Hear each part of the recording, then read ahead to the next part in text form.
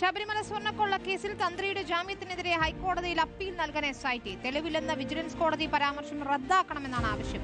അതേസമയം ആറന്മുളയിലെ ദേവസ്വം സ്ട്രോങ് റൂമിൽ SIT വീണ്ടും പരിശോധന നടത്തി.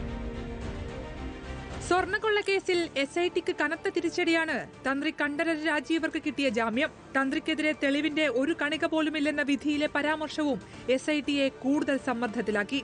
ഈ സാഹചര്യത്തിലാണ് അപ്പീൽ പോകാനുള്ള തീരുമാനം. ജാമ്യം റദ്ദാക്കണമെന്ന് SIT ആവശ്യപ്പെടും.